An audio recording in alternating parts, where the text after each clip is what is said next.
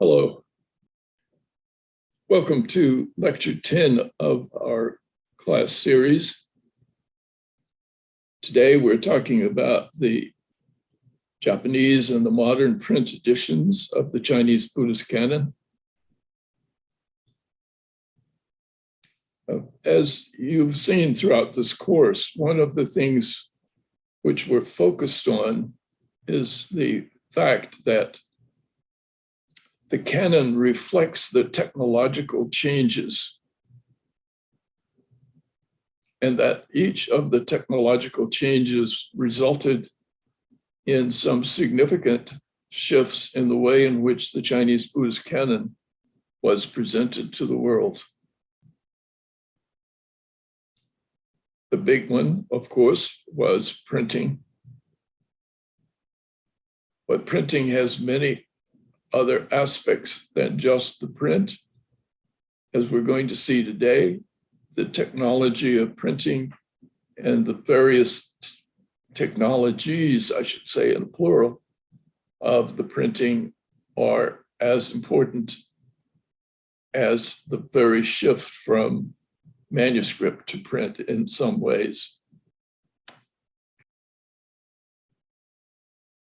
Just a little bit of a review to help you.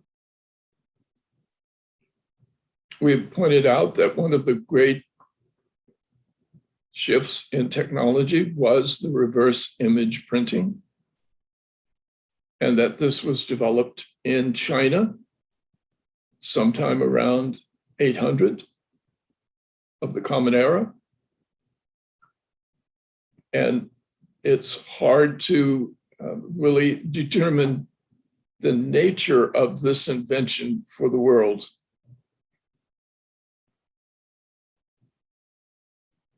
Some people have said China gave three great gifts to Europe: paper, gunpowder, and reverse image printing.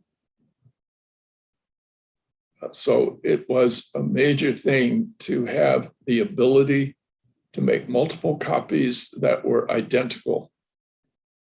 And it was that identical quality of the prints which, in a sense, helped to standardize the Chinese Buddhist canon, because many people could have identical copies, unlike manuscripts where every manuscript is always just a bit different than others.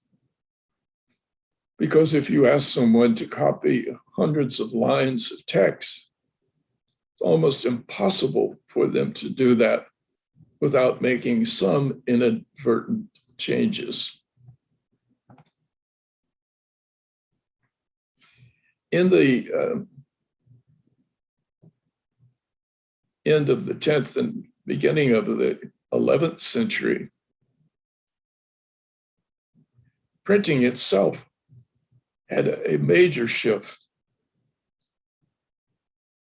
Up to that time, printing was done with a solid wooden block. You carved your reverse images on a solid block. There were some problems with that. As we've said, what do you do if you make a mistake on a printing block? You either have to recarve the whole block, or you can try to make a plug where you cut out the mistake and pound in the correct one. But it never quite evens itself out, and you can always tell where the plug is. So when Bishang and came along with this new technology, which was movable type, and that is you make basically a cube that's a 3D cube on which you have the reverse character. And you can make multiple cubes for a single character. And therefore, you can take, as you see here in this picture, you can take a tray and use your movable type to make a temporary page, which you print. And once you've done your printing, you take the tray and make another page. It has a lot of advantages because you can make corrections. In this case, Bichon made it out of ceramics, but it turned out that that didn't work so well. Ceramic is fragile, and so rubbing and pounding on ceramic tend to cause cracks, breakages. It was not the most wonderful technology after all. So finally, in the 13th century, movable type done in ceramic was replaced by our old friend wood. Wooden movable type cubes were being made. You can see here also at the same time, another technology came in, and that was how do you have a workspace for movable type? As you can see here, Wangshan did an incredible job. I think he made circular tables so that a single person sitting between the two tables could reach and have access to multiple characters and easily pick them out and put them into a tray. So in terms of this, in 1313, they printed a book with 100,000 characters that were wooden movable type. It was, in fact, a major adaptation to make the movable type more usable.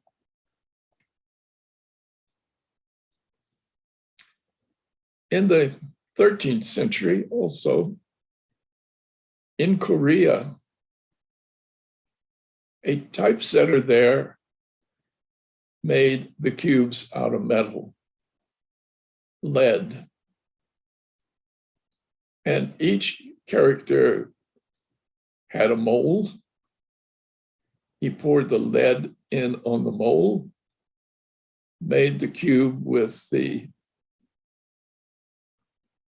character as a part of the metal type.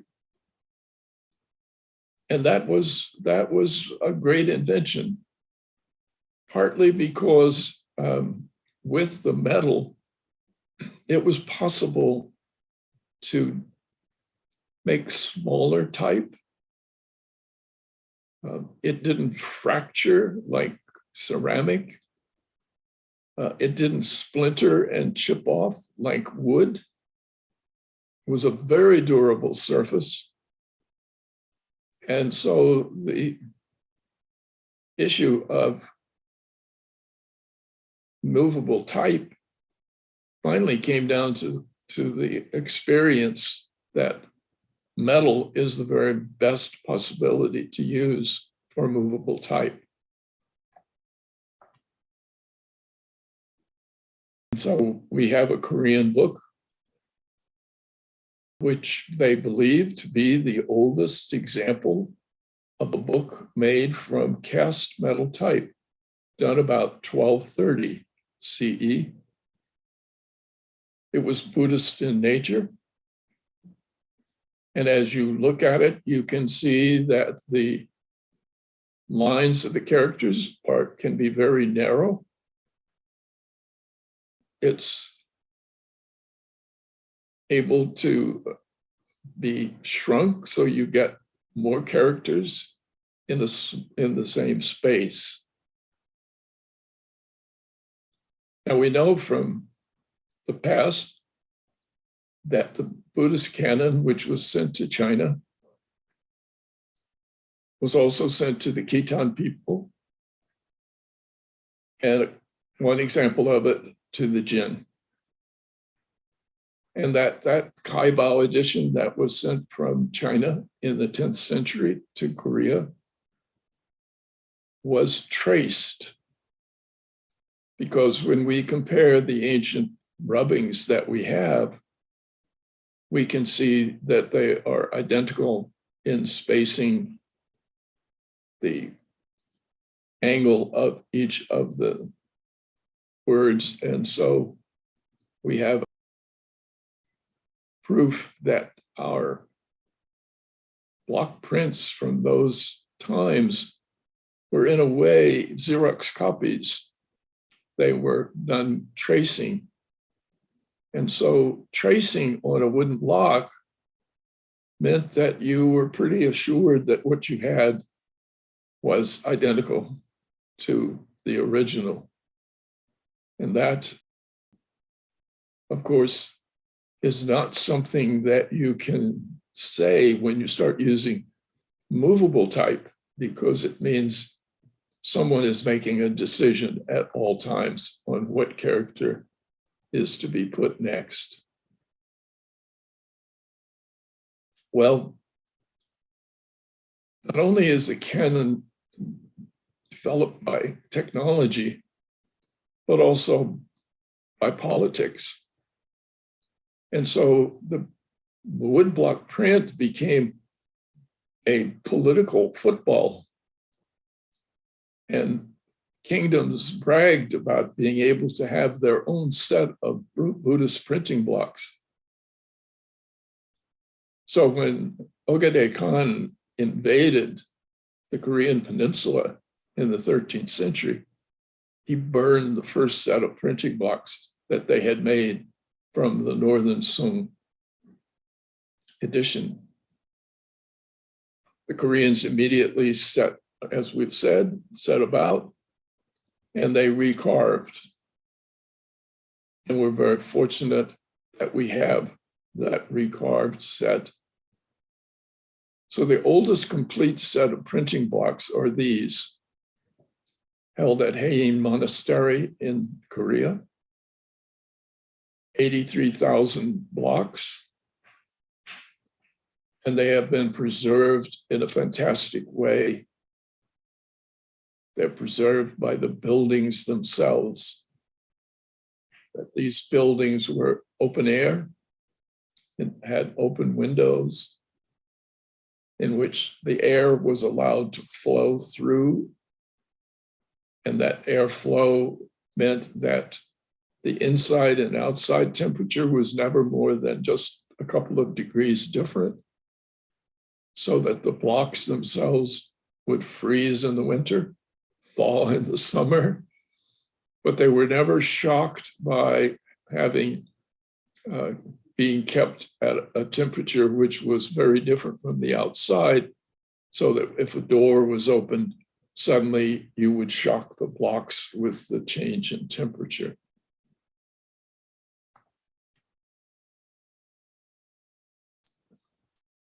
Now, we are not exactly sure who it was who carried all this information to Europe. But we do know that, as far as we can tell, in 1300, there was a print made of an alphabetic language for the first time. And it was done by the Uyghurs. They had their own alphabet developed from the Persian alphabet, and they made a movable type print using their alphabet. So movable type really works with an alphabet because the alphabets are very small compared to the use of characters. You can have 30 or 40 alphabetic symbols and you can get all the sounds of your language. Whereas the Chinese characters, we simply don't know how many Chinese characters have ever been developed. 100,000 perhaps, different characters. But it's very hard to count. Every time we get an ancient manuscript, we may find a different way of writing a character, and so you have a new character. So this is what was taken to Europe. So let's go over to Europe and see what happened to this technology. We have the great mistake that most people make. And I can't believe that how often we still see it in print, that the Gutenberg press was the invention of printing, and that this work of Gutenberg, as marvelous as it was, I don't discount it, but it by no means was a new invention by Gutenberg. Gutenberg was, as you can see, using movable metal type that had come from a long, long history, as we've seen in China, of printing technology that advanced from wood and ceramic to finally metal. Now, as you look at this scene, what Gutenberg did do was to take a wine press and adapt it to becoming the pressure plate for the printing, so that you put the tray with your movable type on the bed of the press. You turn the handle and press it down so that you get a beautiful, even print. And you have what became industrial printing. We should be really clear that Gutenberg did not invent the idea of printing, reverse image printing. He did not invent the idea of movable type. He did not invent metal type and metal movable type. He invented a method of printing, and his technology was the press. The Chinese did not use a press. They simply put the paper on the surfaces and pounded it with a sack that was filled with chalk, often ground up chalk, rice sometimes. They needed something that was ground very fine so that the powdered bag full of the rice or sand or whatever you were using would make a very similar print all over the page. Now, the fact that we have metal movable type from the Koreans at an early period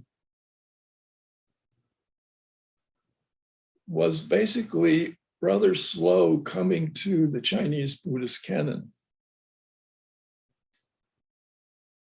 We have, even after the invention of metal movable type, the Chinese were still making printing blocks. And it was a big move to finally make a set of the whole of the Chinese Buddhist canon in movable metal type. And that finally happened. It was done in the 19th century. It wasn't until the 19th century And late in the 19th century, that metal type created what was known as the Tokyo edition.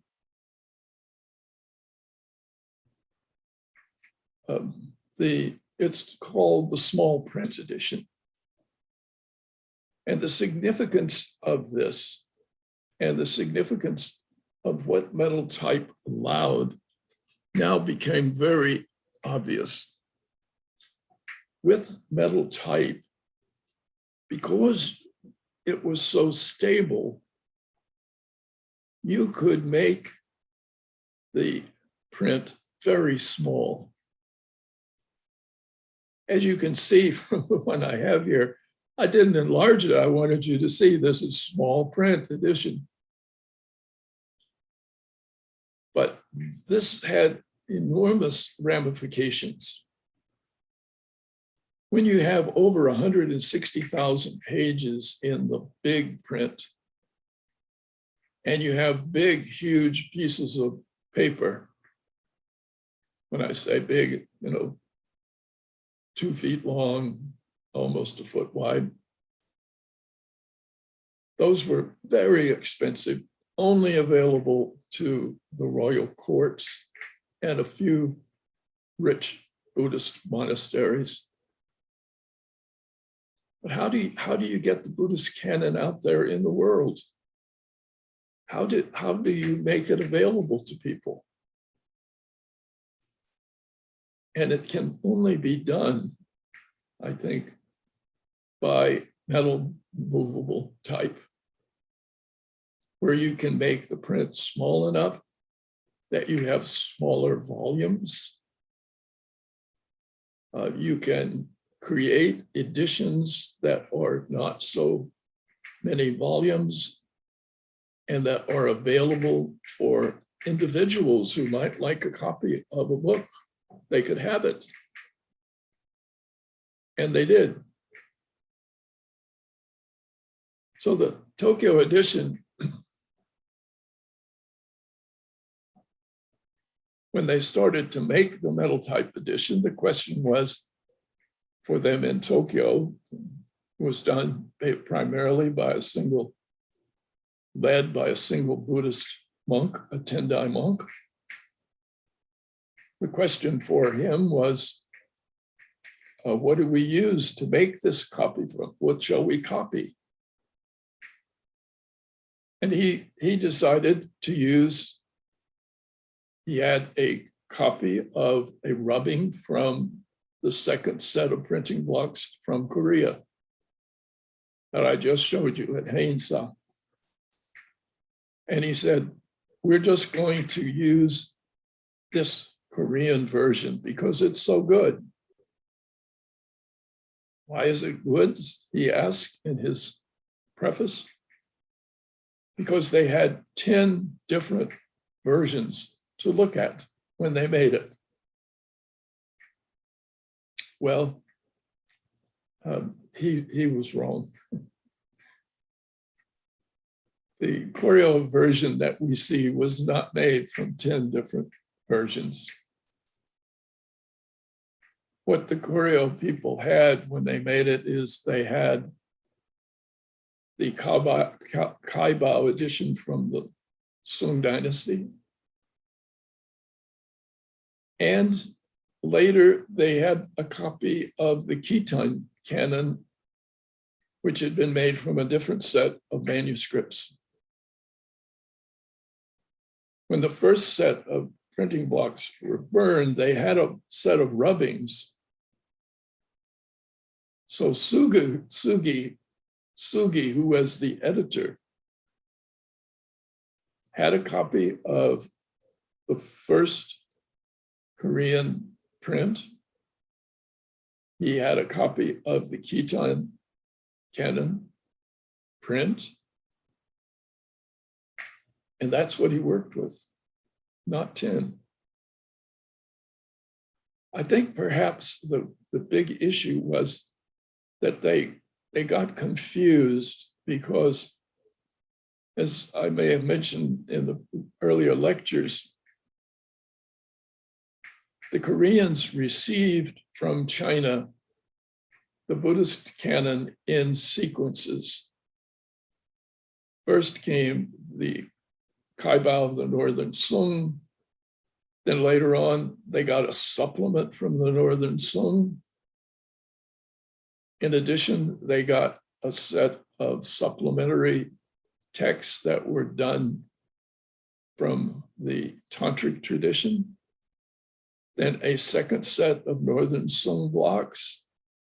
So they were constantly receiving new material to add to the Kaibao, but there were no 10 versions that Sugi could look at.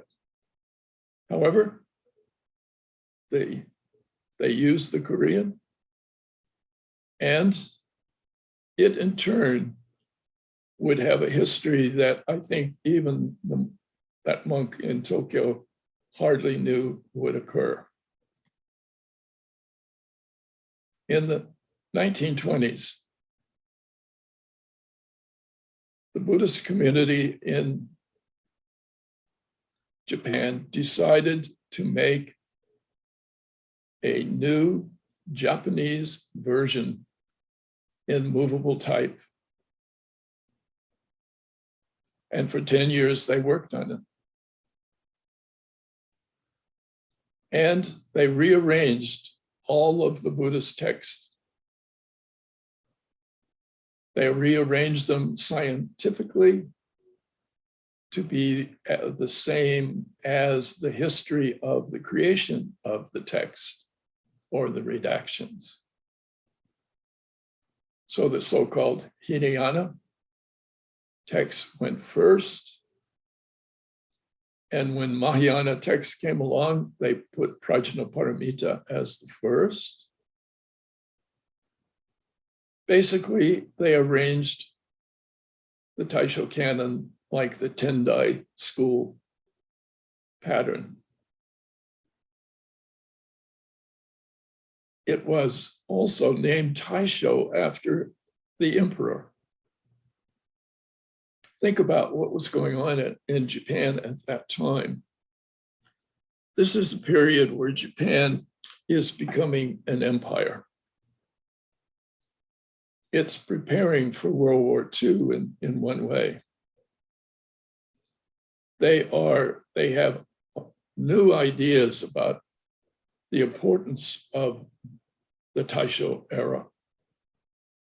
They saw themselves as being the potential saviors of Asia from colonialism from Europe. And so they named it after an emperor. Well, the edition finally wound up being 100 volumes. Each volume is about 1,000 pages. It contains the Chinese Buddhist canon, plus it contains a lot of materials that were available in Japan and later materials that had not appeared in any of the Buddhist canons. It was a great achievement. It became the text that we all used. This is where I started my study of Chinese Buddhism, is just with the pages like the ones you see here. It was a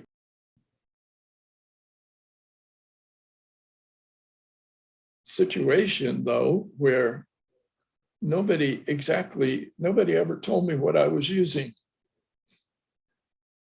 When I started using Taisho, I had never been told what it really was. Nowadays, people know, word is out. Everything that's in the main body is from the Korean second edition. Any other thing which the editors could find, any other readings from Sung, Ming, or Yuan dynasty texts in China, supposedly appear as footnotes. Some of it is punctuated. I have to admit, though, poorly punctuated. I talked to one of the senior Japanese professors who had helped punctuate it. And he became very red-faced when talking to me about it, Hirakawa. And he said, I was a graduate student. The printers would come to my house with a stack of their prints that I had to proofread and punctuate. And he said, after a while, I stay up all night because they came back in the next morning. And he said, we used to joke that every one of them must have had a long blue line where they pull it out from under your pencil as you're sitting there still writing. And he said, we would get so sleepy, we just put dots wherever we thought we could get away with it. And it was not science, it was too rushed, too uncontrolled, too dominated by the schedule of the printers. So I normally tell people ignore the punctuation marks in the Taisho. Most of them won't help you. You'll note that they made the format three columns, long and thin. What they were doing was to try to imitate the old palm leaf birch bark format of long, thin pages. This was the Buddhist look. The Buddhist look was not a solid page as we have in most print. They wanted to retain that old look of when it was in manuscript form and being put on palm leaves, particularly palm leaves, which were long and narrow. And so here we are. The technology has led us from woodblock prints, reverse image, to movable type, ceramic, wood, metal. The metal movable type has led us from large to small. And small was the form which would allow this material to be made cheap enough to distribute widely. And then we come to the Taisho, where they tried to put it all together. They tried to punctuate it. They rearranged it. They did a lot. And I'm forever grateful to them, because without this, I don't know how I could have started my research on the Chinese Buddhist canon. But next time, we have to look at technology as it shifted. And the big shift that has occurred, of course, is digital. And with the digital world, what happens to the Chinese Buddhist canon when it moves away from all of this history of wood and metal and ceramics and methods of distribution? That's why I've said to you, in order to understand the making of the Chinese Buddhist canon, you have to understand technology. The technology has driven its formation, its formats, even its content. So when Taisho in Japan was put together, the printers had a font with 10,000 Chinese characters. And they were told, well, if you have a different way, you see a character written that's not in your font, choose from your font the most modern way of writing that character or the closest character to it. So what we're seeing here is not the work of scholars, but the work of typesetters. And they are the ones that created the readings which we have used as if they were the originals. They don't make a notation ever that there was a character here which is written in a different format than the one which we have put here. We'll address this again when we come to what do you do when you make a digital version of the Canon. You have huge problems when you make the digital version. So I hope that you can, in this review, begin to sense the power of technology, begin to sense the creative ability of the Buddhist redactors to use whatever new technology came along and not to be necessarily stuck in an older technology, that they could move from manuscript handwriting to print to movable type to smaller versions to more public and widely distributed versions. Technology, Buddhism, they are always found together. Thank you.